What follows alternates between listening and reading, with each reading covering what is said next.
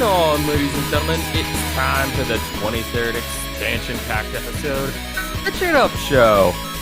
I am your host this time, Seth Trabb, joined as always by our friend Glenn.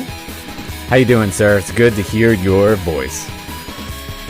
Are you hearing me well, brother? I can hear you pretty well, sir. I'm gonna give you like a 7 on a scale out of 10 today. Oh, thank God. Hopefully you all are hearing me real well, because we got a super expansion packed episode per usual. Games coming out as always for the Switch. So we're gonna get right into it. But before that, ladies and gentlemen, we're gonna let that beat ride.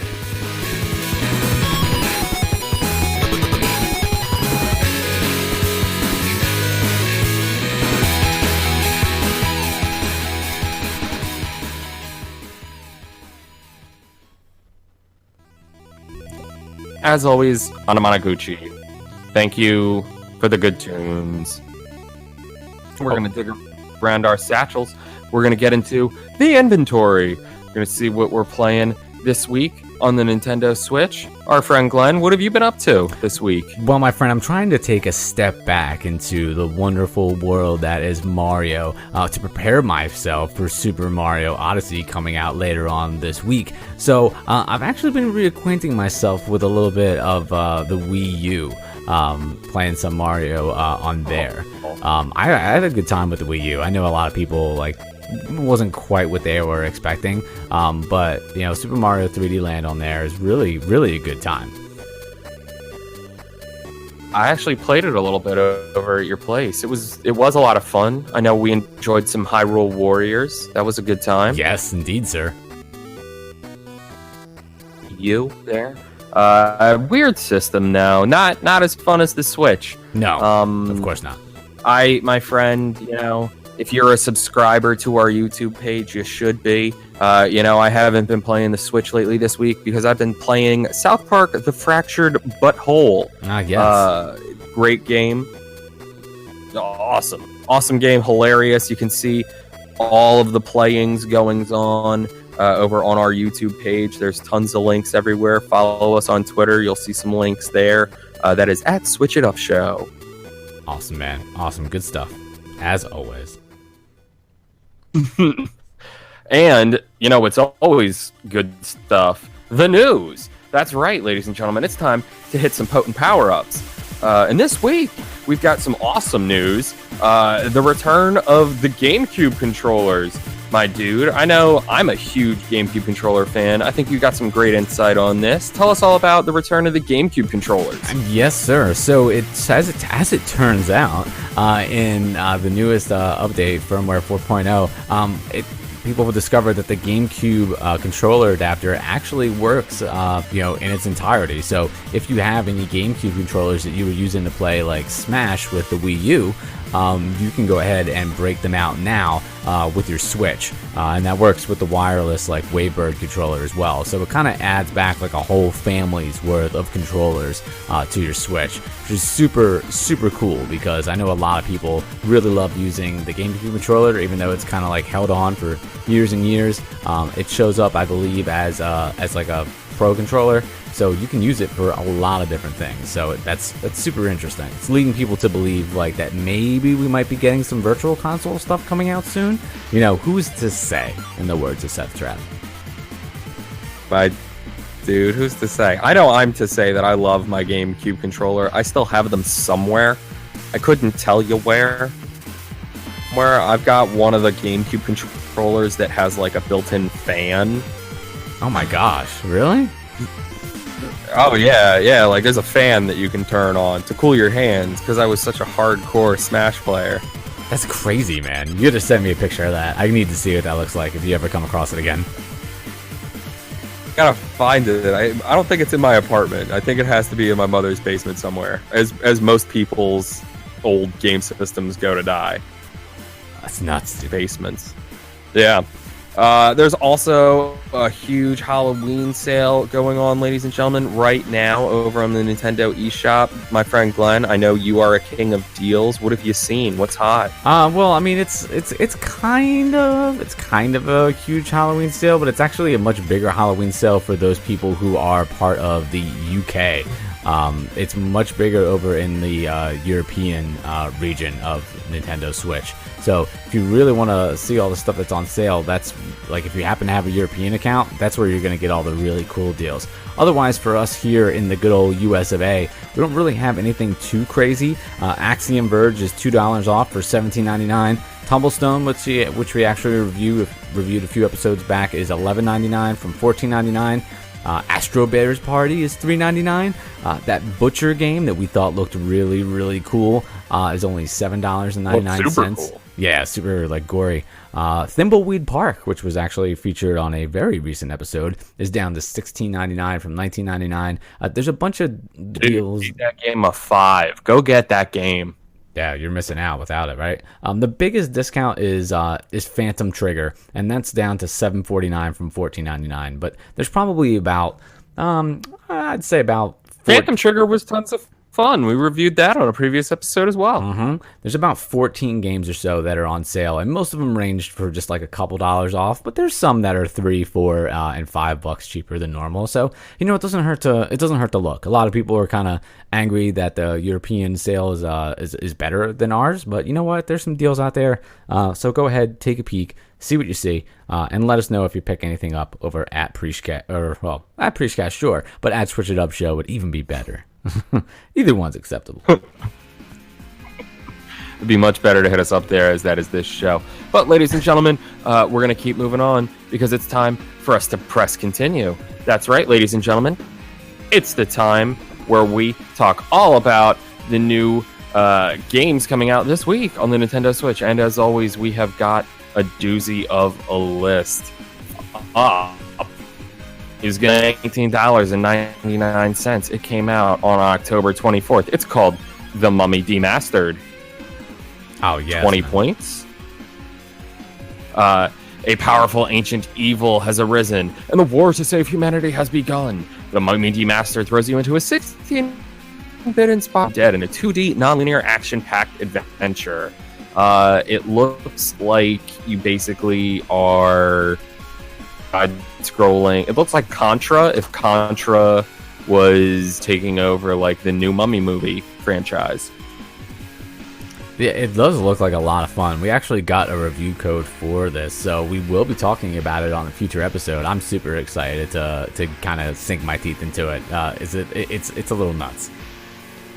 It's like our kind of nonsense, to be honest. You know, a little Doom inspired, but that fun like side scrolling. It looks like these bosses look pretty cool from the screenshot shots I'm seeing. So I'm definitely excited to hear a review of it. Our review, rather. There you go, man. Not just any, ours. So also coming out this week, we have Poi Explorer Edition. It is $29.99. Embark on a classic 3D platforming adventure as you set sail on an airship to collect explorer medallions and unravel the mysteries of the Milky Way globe. Explore uncharted lands and meet wild new characters while on a journey to collect all the medallions and become a true master explorer. This is a kind of like a 3D platformer game a la like Super Mario 64. You're collecting all these golden rings. They look a lot like Sonic. This game does look fun. It looks cool. For $29.99, it's a little pricey, but you know what? It does look like fun. The graphics look like they could probably be a little bit more polished, just at a very quick cursory glance. But if you have any experience with this game, or you play it and you think it's fun, let us know all about it. That's Poi Explorer Edition for $29.99 over on the eShop. Beautiful, my dude. Next up, we've got Knights of Azure 2 Moon. It is $59.99, and you get 60 points when you buy it digitally. People love this series, this game. I guess this is the second one, so I've heard a lot of chatter about the Knights of Azure JRPG. It is a tale of three beautiful maidens drawn to each other. When three friends deceived and separated by the tricks of darkness find each other again, their bond shall become the light that will clear away the shadows and guide them toward the truth. Beautiful women, servants, battle, and growth system. All these elements return in an evolved form in the second installment of the gothic fairy tale action RPG series, Knights of Azure. Fancy, sir. I would Fancy. probably play it. It's pricey for me though. I mean, it's full. It's full game price. It's $60. So you're spending all the money for this one. All of it. But it does look like fun. We also have, like on the exact opposite of the price point, we have Night Terrors, which is $2.99. Much, much more friendly on the wallet. A blood-curdling, demon-slashing dash of death. Witness the horrifying adventures of a mysterious suit of armor known only as the Knight. Armed with a mighty sword and equipped with blood-red wings that allow flight, the Knight desperately races through the countryside, never stopping for any respite or consideration. He must face and vanquish a never-ending onslaught of bloodthirsty ghouls, flaming skulls, and unspeakable horrors while jumping over spike pits and flying through small gaps. If he takes 3 hits or allows 3 enemies to pass, it's game over. So it seems like you're constantly moving across the screen. This is almost like a throwback to Super Ghouls and Ghosts. We talked about it a little bit, I think, on the last episode because we thought it looked really cool. We each picked this up this week, so I'm hoping to maybe do a little dual review with you on this because I think it looks great. I'm super excited to play it, my dude. It looks like a good time. Looks like kind of like Kid Icarus style, but it looks more like you're playing Ghosts and Goblins. Yes, it does, man. It looks like a lot of fun. I'm definitely excited to get at that one. One that I'm a little trepidatious about here. It's going to be Just Dance 2018. It's $59.99 right now. You get 60 points when you download it digitally. Whether you're a party starter, a dancer in the making, or a seasoned pro, get ready to turn up the volume and unleash your inner dancer with 2018. 40 tracks at launch. More than 300 songs available with Just Dance Unlimited and the 3-month trial included. From the hottest hits, you get you got Bruno Mars, you got Lady Gaga, Shakira, Beyonce, Clean Bandit featuring Sean Paul and Anna Marie. I don't know. It seems a little out there for me. I'm not the biggest fan of these dance games. It looks like it's looking at you. It doesn't tell you at all if like you use the Joy-Cons, like how it's actually going to work. How are they picking up my dance moves here? It's interesting, man. But these games are super popular. Like Just Dance was one of the best-selling series on like the Wii. So I'm not surprised that it's back here again. So I'm sure there's an audience for it. It might not be us, but they are out there. There is a demo available, so I suggest somebody pick it up, or maybe we'll pick it up and put it on the YouTube page there. I mean, that's something. I don't know if anybody wants to watch that, but Ooh. No, sir. So also coming out this week, we got a lot, man. This one comes out tomorrow, and it is going to be Moon Hunters for $14.99 over on the eShop. Moon Hunters looks pretty cool. They call it a cooperative personality test RPG. Create your own legend in a 1 to 4 player cooperative personality test. Explore a mystical Mesopotamian-inspired world that is different every time you play. Another procedurally generating thing. When the moon does not rise over Asara, monsters infest the land and cause chaos. You must set out alone or with the other chosen children of the moon to solve the mystery and restore balance. You only have 5 days before King Mardaka and the Sun Cultists declare war. This looks like it's almost like kind of reminds me of Civilization. There's a lot of different screens where you're interacting with different not NPCs in the game. When you get to choose how you respond and what topics you're talking to them about. It looks interesting. It is $14.99. If kind of looks like it's like an RPG but a real-time strategy at the same time. If that sounds like it's up your alley, go check it out. Moon Hunters, $14.99 in the eShop. Sounds good, my dude. Sounds real good. My page actually decided to not load. Oh, I got your back, sir. I got your back. Load back up for me here. Nah, no problem, man. I'll get that. So the next game up here is Splasher, which it looks really cool. It is a fun, challenging 2D platformer filled with humor and surprises. Splasher is a 2D platformer with unique arcade-style action gameplay set in a crazy, I said, cartoon universe. Stand up to Le Docteur, the Paint Factory's evil boss, and save the Splashers. Your prestigious paint cannon grants you colorful superpowers. Put your skills to the test and face whatever the factory throws your way. The graphics kind of looks like a little bit of a 2D Splatoon. Super colorful, side scrolling, your paint's getting thrown all over the place. This looks cool. If you're into like 2D platformers, this will probably be right up your alley, and that is Splasher for $14.99 in the eShop. I have got it back up, so I can actually talk about just in time the next game, Time Recoil, for $13.99, coming out October 26th on the eShop. Time Recoil is a game that we are going to be talking about in an upcoming episode. Kill to slow time. It is a top-down shooter where you kill to slow time. That's literally it. Kill to slow time. And every enemy you kill will grant you more time in slow motion. Earn special moves the longer your kill combo, the more powerful your ability.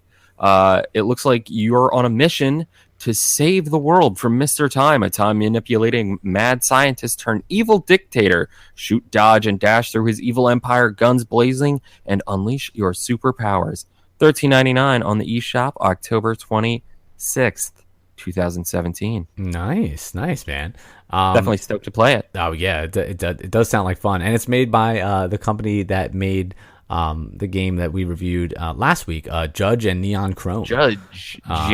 Yeah, so, I mean, super cool. And it looks like that, too. So if that's up your alley, you might want to check this out. Big fan of a top-down shooter. Yeah, you're all about it. We also have, I'm telling you, man, on the Switch, we're just like drowning in games here. We also have Violet coming out this week. Dragged by her parents, a young and rebellious teenage girl, Violet moves to an old, spooky house in the middle of nowhere. Forced away from her friends and life in the city, she imagines how boring life in the countryside will be, spending day after day bored in her room with absolutely nothing to do. But what she cannot imagine is that in just a few moments, she'll have the adventure of her life. This game looks pretty much like Coraline, the video game. Yeah, right. That being said, it looks like fun. The levels like kind of take place in like all different worlds. There's an MC Escher type level, a la The Bridge. There's another one that looks like Alice in Wonderland. There's yet another one that looks like it takes place inside a coffee machine. So like it's kind of all over the place, but it looks cool. And it's only $9.99 over on the eShop. So I feel like that might be worth checking out. Violet. Two more, ladies and gentlemen, and right. Two more, and first one is going to be Zombie Gold Rush. Yeehaw! Ladies and gentlemen, it's $4.99 on the eShop on October 26, 2017.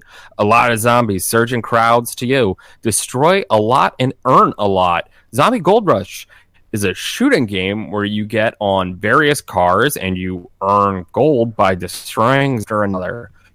It looks like my basic nonsense. Just looking at these screenshots. Doesn't look like anything special. Oh, stoked. I think it looks good.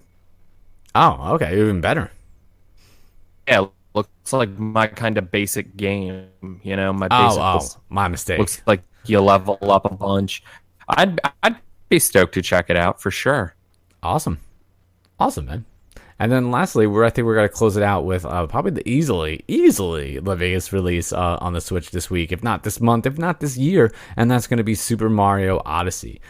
So Super Mario Odyssey, I feel like everyone pretty much knows about, but let's go ahead. I'll hit you with the synopsis. Explore incredible places far away from the Mushroom Kingdom as you join Mario and his new ally Cappy on a massive globe-trotting 3D adventure. Use amazing new abilities like the power to capture and control objects, animals, and enemies to collect power moons so that you can power up the Odyssey airship and save Princess Peach from Bowser's wedding plans. This game looks awesome. It's gonna be a good time. They say it is a sandbox style 3D Mario adventure, the first since 1996 beloved Super Mario 64. So I mean, this game looks like it's gonna be awesome. I absolutely can't wait. I'm sure we're both getting this. I actually have it pre-ordered, so I'm hoping Pre-download already. Look at you, pre-downloaded. See, that's the way to do it.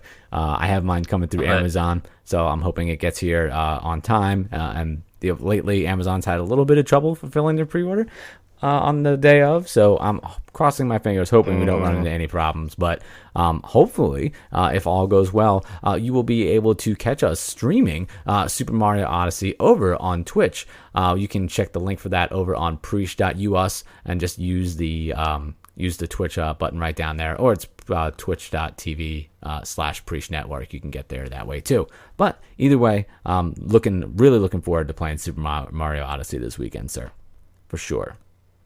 Oh, maybe. Ladies and gentlemen, that sound can mean only one thing, and of course, it is time to play Let's Play. New segment is where we're going to be talking about 2 games each today. That's 4 total. We're giving you all the reviews and news because the Nintendo Switch has so much. And my friend, we've got a game that we got a little bit ago, and I was super stoked when I saw just the art style of it. It's called Earth Atlantis. It is currently $14.99, and it is 20 points on the Nintendo eShop when you buy it digitally. The great climactic shift struck at the end of the 21st century. 96% of the Earth's surface is underwater. Human civilization has fallen. Machines have adopted the shape and form of marine animals. The ocean is full of creature-machine hybrid monsters. You are a hunter, and the new journey. That is exactly how the game starts, and that is the description they give you in this one. Earth Atlantis is a side-scrolling shooter with an original monster hunting gameplay. You have so the gameplay style is like what I think adventure mode, and what you do is you just kind of sort of sunken ruins of different cities, and the first one you're in is like New York City, and you go and you just keep fighting these different like boss style monsters and keep trying to fight other various monsters. They're all pretty cool. The first one I encountered looked a lot like, Stephen King's idea of the universal good guy, that tortoise. So I thought that was pretty cool. Okay. There wasn't a lot of,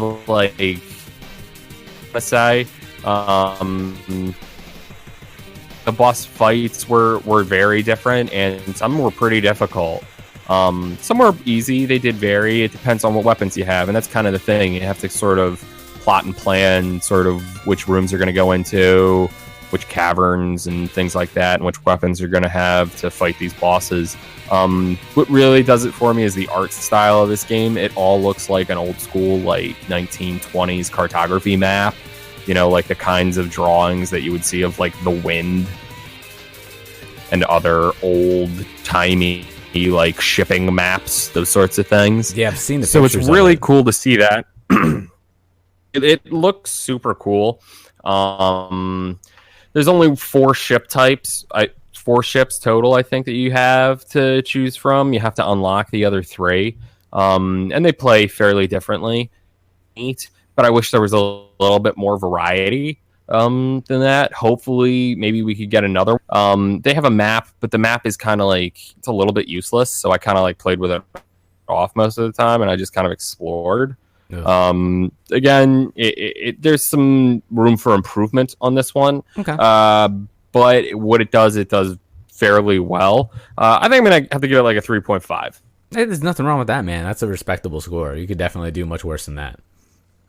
Oh, no, absolutely. 3.5 is definitely a thing. If you like the side scrollers and you're looking for a nice one to pick up and sort of play for a good few hours, like on a train ride or like a plane, it's great for that. Or maybe if you're Ubering somewhere, it's a good shooting adventure type thing. But a couple areas. Next game I got is a game that goes above and beyond on its kind of campiness. It is called 88 Heroes, the 98 Heroes edition. First and foremost, I want to say they do voiceover work for their intro, and you should listen to it because it's fairly funny. This game does exactly completely campy. It's super goofy. It's supposed to be set on August 8th, 1988. 888. At 8:08 a.m. Very funny. Come in and they want to, I guess, take over the world or something. It's all set sort of from like the TV screen of a alien kind of like watching the heroes way through like the alien invaders. And there's 88 different heroes. You lose your hero and you just kind of keep going through like these levels. They're all fairly different. They're fun. They're a little unique. The characters are very unique. Each one of them does play a little bit differently. Actually very differently. They all kind of vary very well.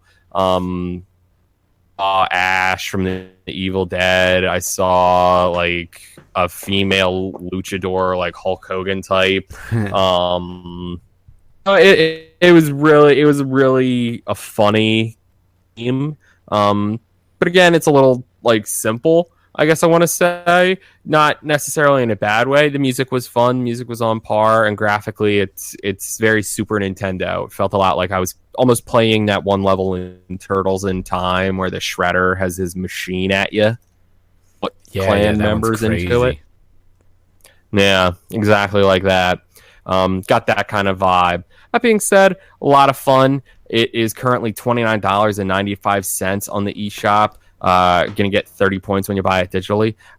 I think that's a little pricey for this game on it, but I think it's a lot of fun. I'm gonna give it a solid 4. Yeah, again, still a very good score, my dude, for sure. I'm gonna, I think I might eclipse your scores here on this week. Not that it's a competition, but I had a pretty good time with each one of these games here that I was fortunate enough to try out. And I'm gonna start off with, I think, the stronger of the two, and that's going to be 36 Fragments of Midnight. This game, you were saying you loved this. Oh, dude, let me hear all about it, dude. I could not get enough of it. In fact, when I later on today, if our networks little issue that we have going on here plays nice, and this is the game that I'm gonna try to stream tonight, I think, if time permits. 36 Fragments of Midnight is $2.99 over in the eShop, and the price really doesn't have a bearing at all on the review that I'm about to give, because I just went double check the price and I was shocked at how low it is. So they give you a very, very small synopsis, because there's not like a lot to this game in terms of what you're doing or like plot or anything like that. Basically, what it says is, this time Midnight's friends lost their star fragments. Your task is to find them and take them back, but it won't be easy. In this procedurally generated platform game, you have to avoid deadly lasers, circular saws, and spikes to collect all the fragments to get their greatest gift. Do you have what it takes to collect them all? So basically, it's a procedurally generating game, which, like, I feel like every game we talk about now is procedurally generating.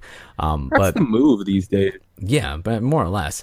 But it takes place like at night, midnight to be exact, and you control like this little, what looks like sugar cube, and you're going around and bouncing around the level, collecting these little diamonds that are the fragments of light, or the fragments. they're star fragments, but the game is 36 Fragments of Midnight, so whatever. That you're going through and you're jumping and you're collecting them. But there are all types of little like traps along the way. There's no attack. So really your best attack is like, being patient. There's no time limit either. So the goal here is to collect all 36 fragments. If you die, and it's one hit death. If you get crushed by one of the platforms, you start over. If you land on a spike, you start over. So you really need to kind of take your time and proceed through the level.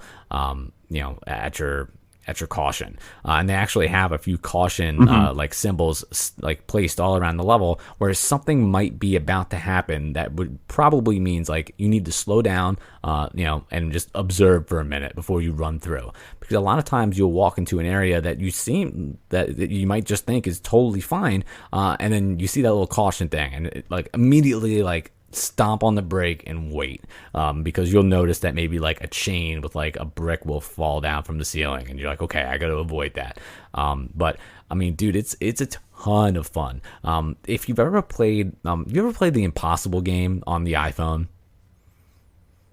The Impossible game? So the Impossible game, it's like one of those like runner games where you're just constantly moving, and you control like a square, and you basically just tap on the screen and it jumps, and then you have to like time it just right so you don't like trip or like hit any obstacles. It's called the Impossible game because it's supposed to be really hard. This game is similar to that, although you get to control like where you're moving at all times. And you're this block, and when you jump on stuff, you can kind of like use momentum to rock yourself back and forth. And if you touch anything, it's completely over. I've got to 21 fragments like multiple times. I have not got to 36 yet. It's a lot of fun. But I have not completed 36 fragments yet. I will. I hope to do it like on a stream, because then other people can check it out and see what happens. I've specifically not looked up what happens when you collect all 36 Fragments of Midnight, but I am super excited when it does occur. I really, really like this game. It's a ton of fun. The difficulty level is like perfect, and it's like a big accomplishment when you go through and you get some of these pieces and you start to do better and better. It doesn't seem like it's impossible. It just requires you to like learn from your mistakes and like take your time, and don't rush. You're like your greatest enemy in this game, because as long as you're patient, I feel like you can get there. I don't think anything is too crazy. And what's neat is that every time you die, it's different. So I did feel like certain parts of the level would repeat before other parts would change. But what's interesting is like, it's side scrolling like left and right. And as you go right through the level, it generates. And as you go down, it generates. And if you climb up, it generates. So like there's a lot of layers to it. And I like really, it's like an advanced like phone game, I guess, really, but the price point is like right there. Like it's like if this was on the iPhone, this would be like super, super popular. I think people would go crazy for it. And I feel like a lot of times we'll play a really cool game and then we'll be like, oh, this is like a game on the phone, but the price just doesn't match up. It's like $15.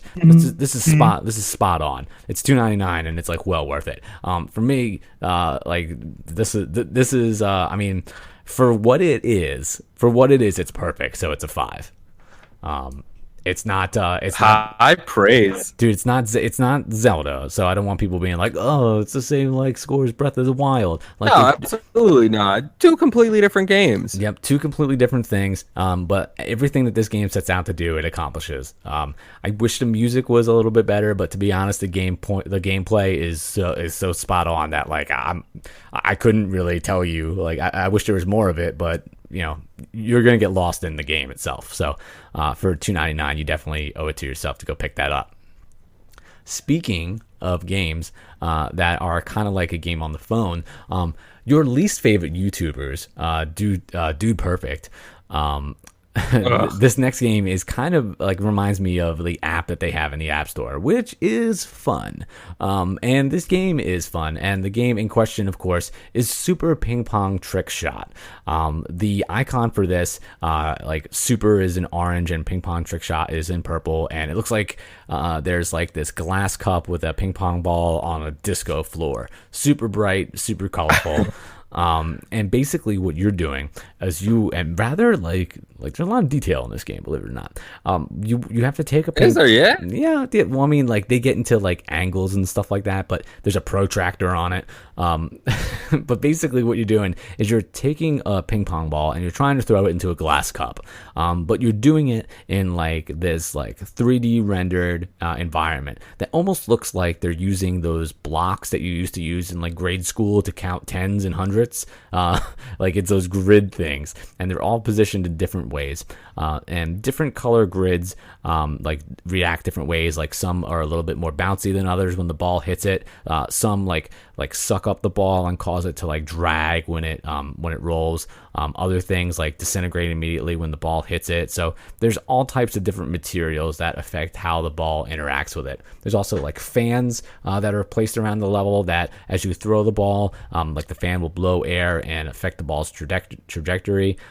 So what's happening in this is like each level there's like a different challenge, and the main challenge is simple: get the ball in the cup. If you get the ball in the cup, you can proceed to the next level. And then on top of that, there's extra challenges where it's like get the ball in the cup and then get the ball in the cup in like 30 seconds and then like get the ball in the cup with this many bounces. So you can really kind of, depending on how far you want to take it, you can really like get into it.